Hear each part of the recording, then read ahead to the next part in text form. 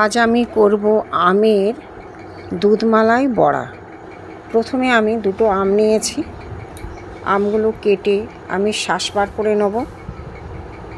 এই রেসিপিটা বন্ধুরা নতুনত্ব একদম করে দেখবেন, বাচ্চারা প্রচুর ভালোবাসবে, বড়রাও ভালোবাসে, মুখে দিলে একদমই গলে যাবে, এত সুন্দর। আমটা আমি মিক্সার জারে দিয়ে আমি পেস্ট করে নিলাম। দেখুন পেস্টটাও সুন্দর হয়েছে, মসৃণ পেস্ট হয়েছে।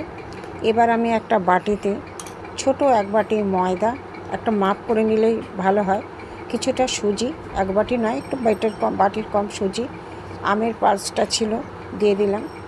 এতে একটুখানি অল্প করে নুন দিয়েছি, একটু চিনি দিয়েছি, অল্প বেকিং সোডা, বেকিং পাউডার,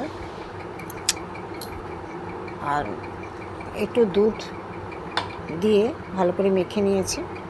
দুধ দিয়ে যে মিক্সার জারে যে এটা ছিল, এবার একটুখানি মৌরি দিয়েছি, দিয়ে কিছুক্ষণ আমি রেস্টে রেখে দিয়েছিলাম। তারপরে দুধ বসিয়ে দিয়েছি, দুধের মধ্যে চিনি দিলাম, চিনিতে এটা দুধের মধ্যে পিঁপড়ে পড়েছিল, তুলে দিয়েছি, চিনিতে ছিল।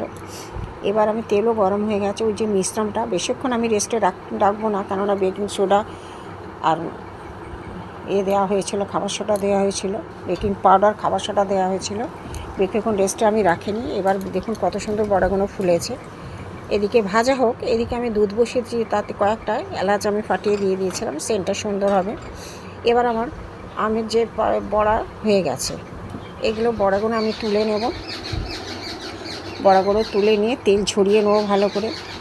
সবকটাই আমার হয়ে গেছে। এবার দুধের মধ্যে আস্তে আস্তে আমি দুধটা একটু ফুটিয়ে আমি খুব ঘন করে নিয়েছি, একটু দুধের মধ্যে আমি বড়াগুলো দিয়ে দেবো, একটু চাপা দিয়ে দিলাম যাতে দুধটা বড়ার মধ্যে ঢোকে, সফট হয়। হয়ে গেছে আমার আমের